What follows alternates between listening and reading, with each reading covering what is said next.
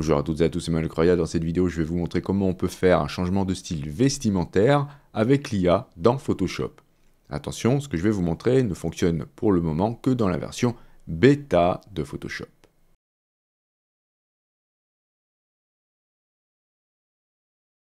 Avant de voir le tuto et brièvement, je souhaiterais vous présenter la nouvelle screen bar de chez BenQ, la screen bar Pro. Je vous en avais déjà présenté une dans une précédente vidéo et celle-ci a complètement été remise à jour. Une compatibilité plus élevée concernant les moniteurs, c'est-à-dire qu'ici vous avez une pince qui est très large et qui va vous permettre de positionner cette barre sur des écrans incurvés. Le support est suffisamment haut pour ne pas entraver l'objectif d'une caméra que vous auriez éventuellement sur votre écran. Et vous avez quelque chose d'intéressant, c'est la détection automatique de la personne qui est devant l'écran. C'est-à-dire que ça va pouvoir s'éteindre et s'allumer automatiquement. Et ça, c'est plutôt bien. Alors concrètement, ce genre de lampe, ça se pose au-dessus de l'écran et ça n'éclaire que la zone devant vous sur votre bureau. Donc ça fait un gain de place et surtout, la qualité de l'éclairage est vraiment excellente. C'est extrêmement simple d'utilisation, vous avez quelques boutons devant, mais par contre vous avez des choses avancées comme l'atténuation automatique en temps réel, c'est-à-dire que l'éclairage va s'adapter à votre environnement lumineux. Vous pourrez aussi régler la température de couleur ainsi que la luminosité et mettre en favori vos réglages. Et la source de lumière est conçue pour durer 17 ans. C'est disponible en deux couleurs, voilà, ça c'est la version blanche et il en existe une en noir.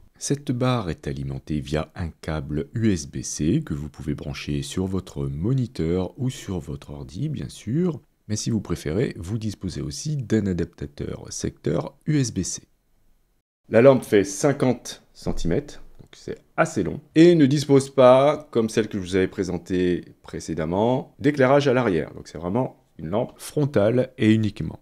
Mon avis concernant cette lampe est très positif. D'ailleurs, depuis que j'ai la première, je n'utilise plus que ça. Ça me permet d'avoir un bureau bien dégagé et surtout une très bonne qualité d'éclairage.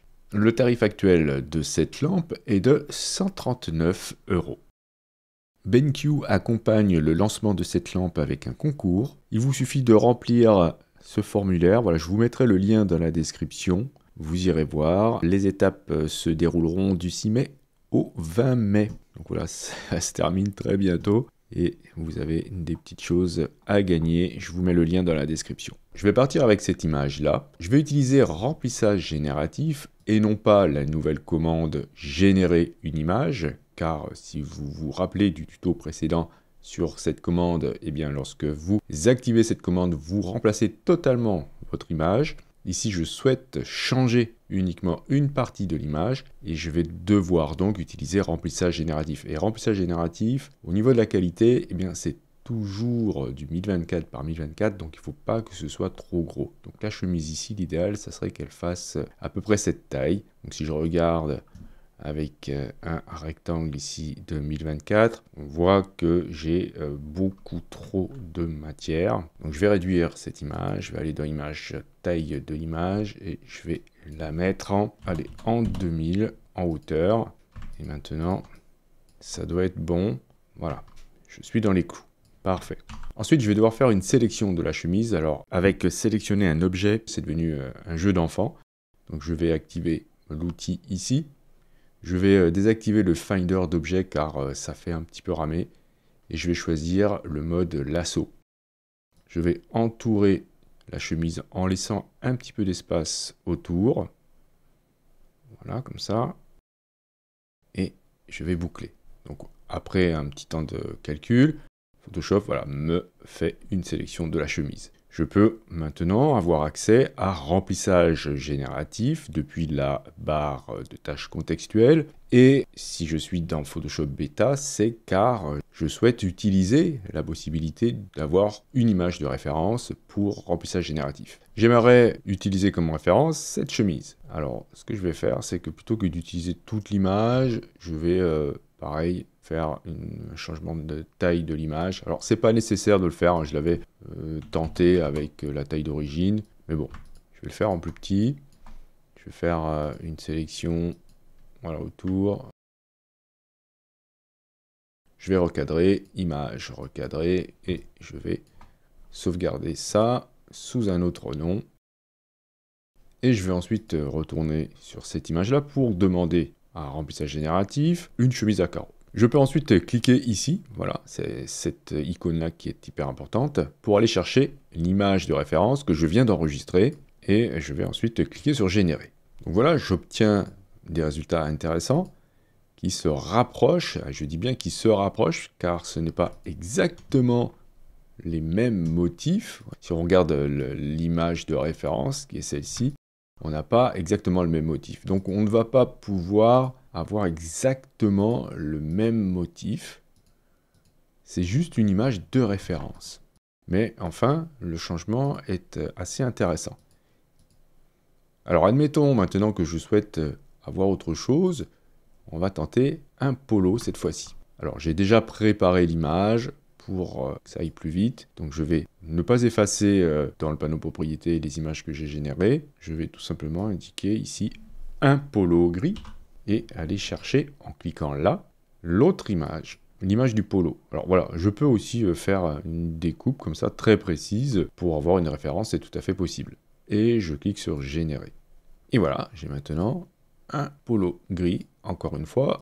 Le polo généré ici n'est pas exactement le même que celui-ci, mais il s'en rapproche. C'est juste une référence qui est utilisée. Mais enfin, ça permet d'avoir un aperçu assez intéressant. Et ce qui est bien ici, c'est que ça nous a généré les bras aussi. Voilà, car les bras n'étaient pas nus dans la version originale. Alors, est-ce qu'on peut aller plus loin en choisissant un motif assez complexe comme celui-ci? Bien oui, je vais indiquer ici, pourquoi pas, une chemise fleurie.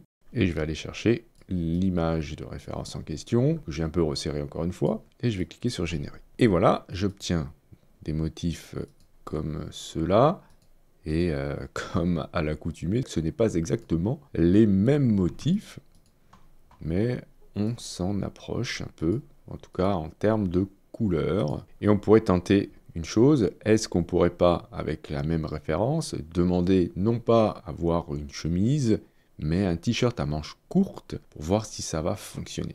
Donc je vais tenter le coup. Donc j'indique un t-shirt à manches courtes, motif à fleurs, et je garde comme référence la même image que précédemment.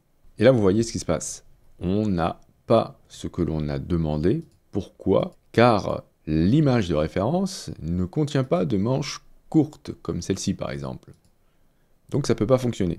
Mais par contre, j'aurais pu revenir avec celle-ci de référence, et ce que je vais faire c'est ça, c'est que je vais faire une copie dans mon panneau calque, donc de mon calque de remplissage génératif. Je vais faire un clic droit, et je vais le pixeliser. Je vais faire une sélection du polo, cette fois-ci non pas avec l'outil de sélection d'objets, car ici ça ne va pas fonctionner car il n'y a pas assez de contexte en fait pour l'algorithme. Vous voyez, si je fais une sélection comme cela, il va me sélectionner beaucoup trop de choses. Donc il faut que j'aille plutôt utiliser l'outil de sélection rapide. Ça sera beaucoup plus efficace dans ce cas. Voilà. Je vais peaufiner un peu avec le lasso. Et je vais faire la même demande que tout à l'heure, c'est-à-dire un polo, allez, un polo, avec des motifs à fleurs, et je vais aller chercher l'image de référence, et cliquer sur générer. Voilà, et cette fois-ci, ça fonctionne beaucoup mieux. Alors, juste pour vous montrer que si vous n'utilisez pas d'image de référence, si je redemande un polo avec des motifs à fleurs, mais sans les images de référence, eh bien, vous allez voir que ça va générer évidemment ce qu'on a demandé, mais pas du tout avec des motifs qui se rapprochent d'une image qu'on aurait choisie. Ça va nous proposer des images complètement aléatoires. Voilà, donc c'est bien un polo avec des motifs fleuris, mais c'est très éloigné de l'image qu'on avait en référence. Donc voici une manière d'utiliser image de référence dans le but de changer les habits d'une personne. Je vous remercie d'avoir suivi cette vidéo. Si vous avez des questions, bien sûr, n'hésitez pas à le faire dans les commentaires. Si vous souhaitez soutenir cette chaîne, vous pouvez cliquer sur j'aime, c'est hyper important pour le référencement. Si vous n'êtes pas abonné, que ça vous dit, vous pouvez cliquer sur abonnez-vous. N'oubliez pas la petite clochette pour être averti des prochains cours ou des prochains tutos. Justement, on se dit à la prochaine pour un autre cours ou pour un autre tuto.